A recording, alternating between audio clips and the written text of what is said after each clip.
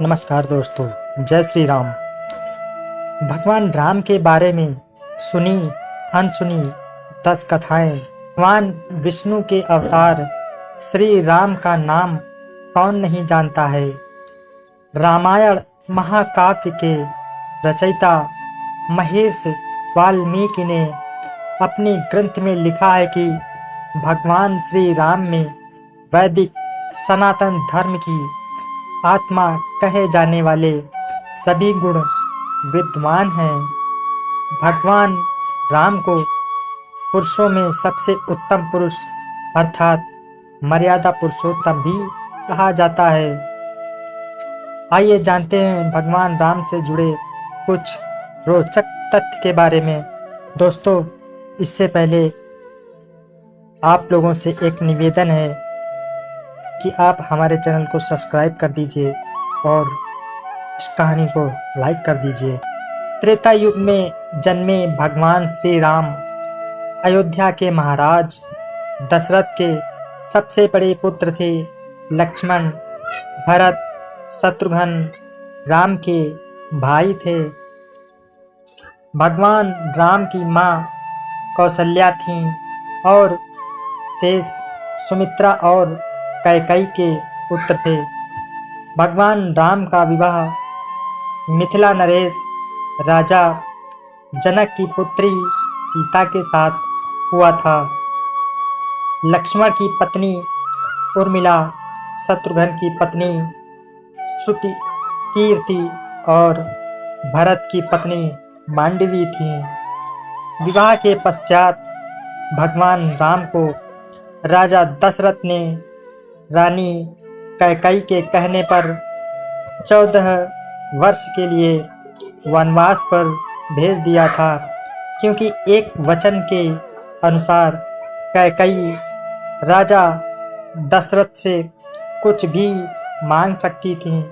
तो रानी कैकेयी ने दासी मंदोदरी के उकसाने पर भरत को अयोध्या का राजा बनाने और राम को वनवास देने की इच्छा जताई और पिता की आज्ञा का पालन करके भगवान राम सीता और लक्ष्मण के साथ वन की ओर चले गए। ब्रह्मा, विष्णु तथा महेश में से भगवान विष्णु ने संसार की भलाई के लिए कई अवतार लिए हैं। भगवान विष्णु द्वारा कुल 10 अवतार लिए गए, जिसमें से भगवान राम 7वें अवतार माने जाते हैं और यह अवतार भगवान विष्णु के सभी अवतारों में से सबसे ज़्यादा पूजनीय माना जाता है। भगवान श्री राम के बारे में महर्षि वाल्मीकि द्वारा अनेक कथाएं लिखी गई हैं। वाल्मीकि के अलावा प्रसिद्ध महाकवि तुलसीदास जी ने भी श्री राम के महत्व को लोगों को समझाया है। भगवान राम ने कई ऐसे महान कार्य किए हैं जिसने हिंदू धर्म को एक गौरवमयी इतिहास प्रदान किया है। भगवान विष्णु ने राम बनकर असुरों का संहार करने के लिए पृथ्वी पर जन्म लिया है।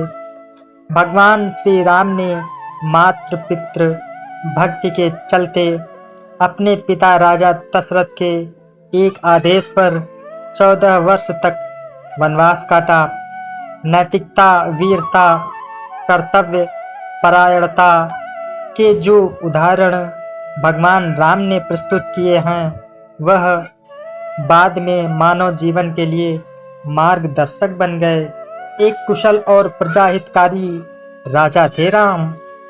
भगवान राम अपनी प्रजा को हर तरह से सुखी रखना चाहते थे। उनकी धारणा थी कि जिस राजा के आसन में प्रजा दुखी रहती है, वह राजा नरक भोगी होता है।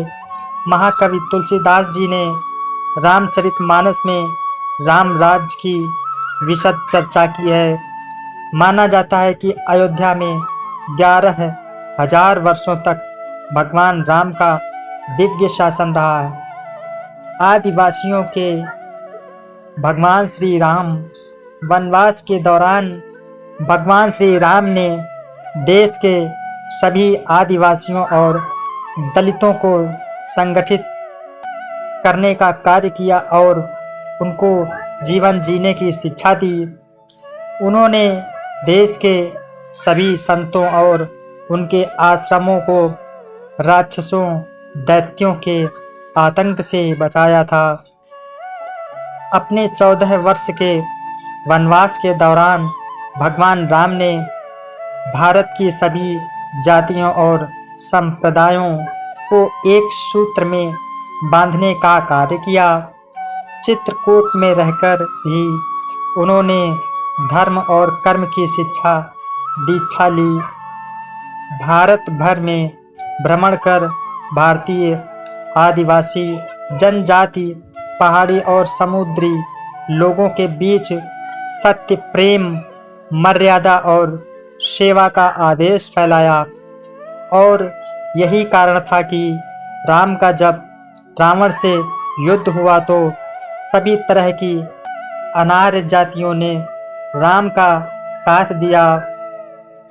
भगवान श्री राम कहते हैं कि पृथ्वी लोक एक ऐसा लोक है जहाँ जो भी आता है उसे एक दिन वापस लौटना ही होता है। ठीक इसी तरह श्री राम भी अपना मानवीय रूप त्याग कर अपने वास्तविक स्वरूप विष्णु का रूप धारण कर बैकुंठ धाम की ओर चले गए। भगवान राम के बारे में 10 किस्से। नंबर 1, वनवास के समय भगवान राम 27 साल के थे। नंबर 2, लव और कुश राम तथा सीता के 2 जुड़वा बेटे थे। नंबर 3, राम रावण युद्ध के समय इंद्र देवता ने भगवान श्री राम के लिए दिव्य रथ भेजा था। नंबर 4, भगवान श्री राम ने पृथ्वी पर 10,000 से भी अधिक वर्षों तक राज किया। नंबर 5, भगवान राम का जन्म चैत्र नवमी में हुआ था, जिसको भारतवर्ष में राम नवमी के रूप में मनाया जाता है। नंबर 6, भगवान राम ने रावण को मारने के बाद रावण के ही छोटे भाई विभीषण को लंका का राजा बना दिया था। नंबर 7, गौतम ऋषि ने अपनी पत्नी अहिल्या को पत्थर बनने का श्राप दिया था और इसी श्राप से भगवान राम ने ही उन्हें मुक्ति दिलाई थी। नंबर 8, अरण्य नाम के एक राजा ने रावण को श्राप दिया था कि मेरे वंश से उत्पन्न युवक तेरी मृत्यु का कारण बनेगा, और भगवान राम इन्हीं के वंश में जन्मे थे। नंबर 9, माता सीता को रावण की कैद से आज़ाद कराने के लिए रास्ते में पड़े समुद्र को पार करने के लिए भगवान राम ने एकादशी का व्रत किया था। नंबर 10, वनवास वापसी के बाद भगवान राम के अयोध्या वापसी की खुशी में अयोध्या वासियों ने दीप जलाए थे। तब से दिवाली का त्यौहार मनाया जाता है। धार्मिक कथाओं के अनुसार भगवान श्री राम के बिना दुनिया भी कुछ नहीं है।